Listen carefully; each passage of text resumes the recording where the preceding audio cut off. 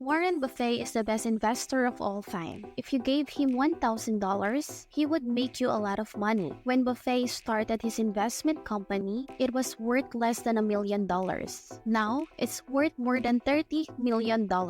This may seem impossible, but Buffett did it by understanding what most people don't and sticking to a few key principles that you can use in your own life. Watch this video until the end to learn all of them. We're looking for three things. When we hire people, we look for intelligence. We look for initiative or energy. We're looking for three things. When we hire people, we look for intelligence. We look for initiative or energy, and we look for integrity. And if they don't have the latter, the first two will kill you. Because if you're going to get somebody without integrity, you want them lazy and dumb. I mean, yeah, you don't want them to be smart and energetic. So, the answer is that investors behave in very human ways, which is they get very excited during bull market and they look in the rear view. So, the answer is that investors behave in very human ways, which is they get very excited during bull markets and they look in the rear view mirror and they say, I made money last year.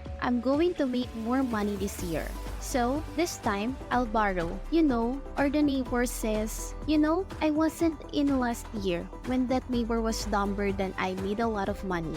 So, I'm going to go in this year. They are always looking in the rear view mirror. And when they look in the rear view mirror and they see a lot of money having been made in the last few years, they flow in and they just push and push and push on prices. And when they look in the rear view mirror and they see no money having been made, they just say, this is a lousy place to be. So they don't care what's going on in the underlying business, and it's astounding. But that makes for a huge opportunity, just a huge opportunity. I was taught by Ben Graham to buy these things on a quantitative basis and look for things that are cheap. I learned this in 1949 and it made a big impression on me. So I started looking for what I call cigar butts of stocks. The cigar butt approach to buying stocks is like walking down the street and looking for cigarette butts. If you find a soggy, ugly cigar, you buy it. It's a mistake. Even though you can make money doing it because you can't do it with a lot of money, it's much easier to just buy great businesses. Now, I'd rather buy a great business at a fair price than a fair business at a great price. But I have an old-fashioned belief that I can only make money doing things I understand. When I say understand, I don't mean that I know what the product does or anything like that. I mean, I know what the economy will, in general, look like 10 or 20 years from now. Wrigley, what chewing gum will look like 10 years from now. The internet isn't going to change the way people chew gum. It isn't going to change which gum they chew. If you own the chewing gum market in a big way and you've got double mint and spearmint and juicy fruit, those brands will be there 10 years from now. So I can pinpoint exactly what the numbers are going to look like on Wrigley, but I'm not going to be way off if I try to look forward to something like that. Evaluating that company is within what I call my circle of competence. I understand what they do. I understand the economics of it. I understand the competitive aspects of the business. But the biggest mistakes The biggest mistakes I've made by far are mistakes of omission and not commission. I mean, it's the things I knew enough to do. They were within my circle of competence. And I was sucking my thumb, and that is really those that hurt. They don't show up anywhere. I probably cost Berkshire at least $5 billion. For example, by sucking my thumb 20 years ago or close to one, Fannie Mae was having some troubles, and we're going to buy the wool company for practically nothing.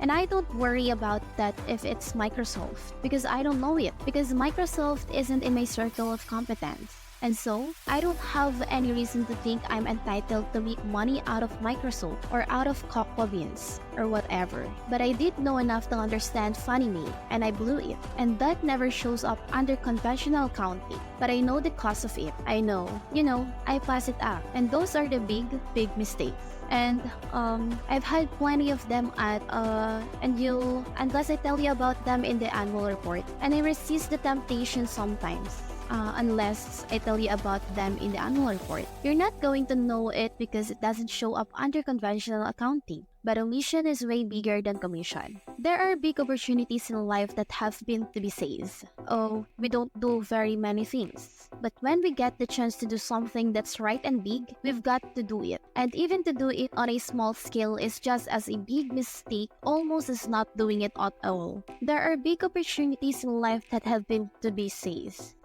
We don't do very many things, but when we get the chance to do something that's right and big, we've got to do it. And even to do it on a small scale is just as a big mistake, almost as not doing it at all. I mean, you've really got to grab them when they come because they are not going to get 500 great opportunities. You would be better off if when you got out of school here, you got a punch card with 20 punches on it, and every financial decision you made, you use up a punch. You'd get very rich because you'd think very hard. You'd get very rich because you think very hard. Each of one of you went to a cocktail party and somebody talked about a company. He didn't even understand what they did or couldn't pronounce the name, but they made some money last week and another one kid liked it. You wouldn't buy it if you only had 20 punches on that card. In terms of our wholly owned businesses, we're not going to sell no matter how much anybody offers us for. I mean, if somebody offers us 3 times what something is worth, that says candy. The Buffalo News board is very good, whatever it may be. We're not going to sell it. I may be wrong in having that approach. I know I'm not wrong if I owned 100% of Berkshire because that's the way I want to live my life. I've got all the money I could possibly need. It just amounts to a change in the newspaper story on my obituary. It just amounts to a change in the newspaper story on my obituary and the amount of money the foundation has and the break of relationships with people I like and people that have joined me because they think it's a permanent home.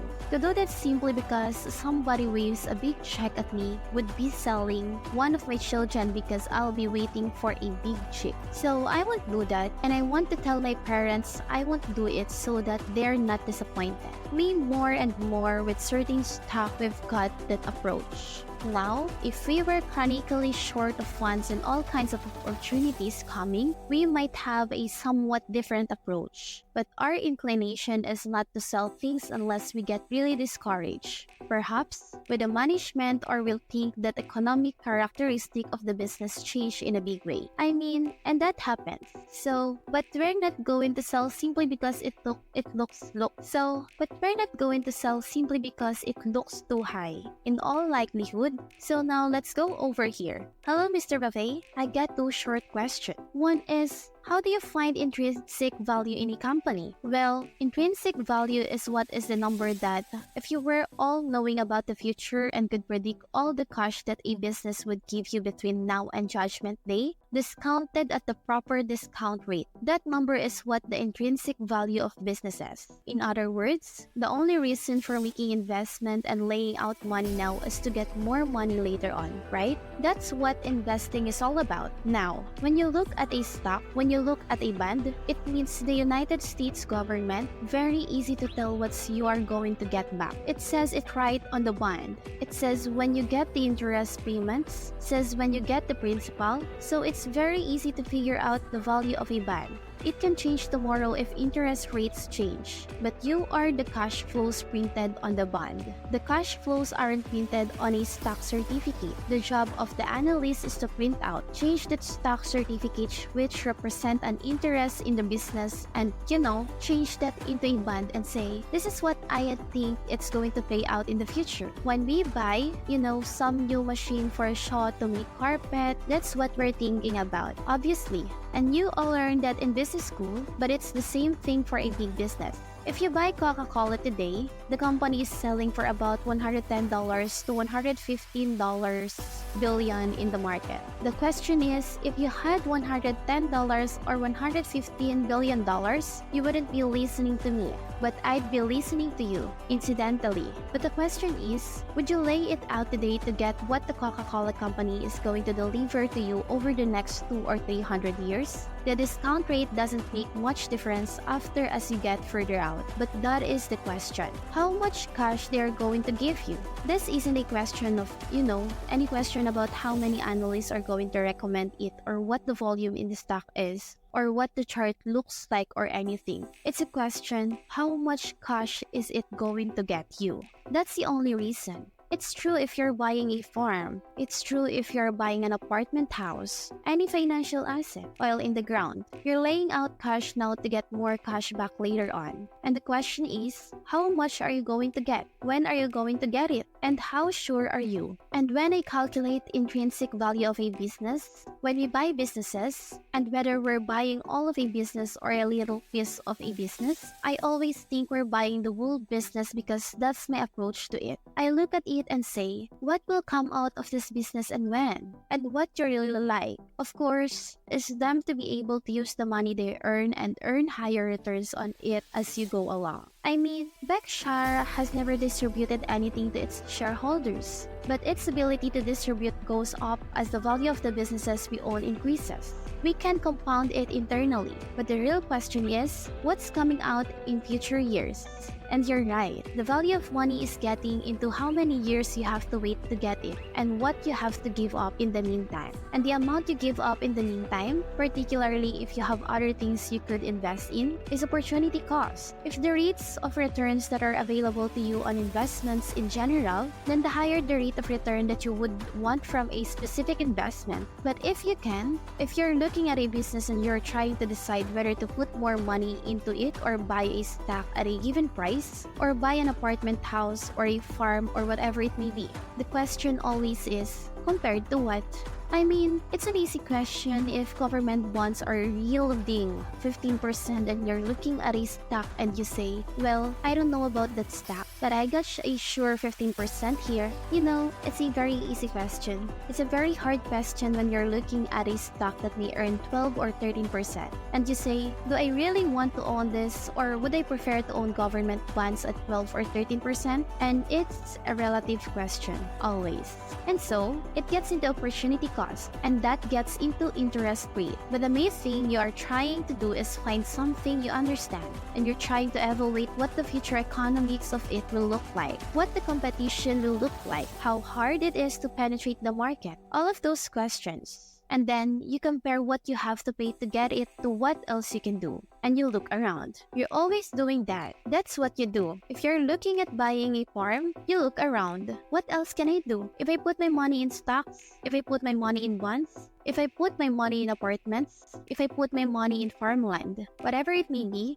you always want to have a comparison of the opportunity cost. And that's what Charlie says. You know, that is the thing to think about always. It's the opportunity cost of doing something. And that is true in the investment world. And that doesn't show up in the financial statements. And you can have two businesses with identical financial characteristics, and one can be a loose investment from the standpoint of investors, and the other be a sensational investment just because of the respective opportunities of those businesses in the future. The competitive advantage and the durability and the opportunity, all kinds of things come in. But a quick question is, if you knew you had X dollars to lay out now, and you wanted to get back more dollars later on, and you had to make a decision today, and you had to hold that decision for 10 or 20 years, and you didn't have the ability to change it, you just made one investment, and that was it, and you were not going to get any figures day by day or month by month or anything of the sort. You were just going to get a little slip of paper 20 years from now telling you what your investment was worth. How would you analyze the decision? And that's the way we look at stocks. And that's what makes it so fascinating.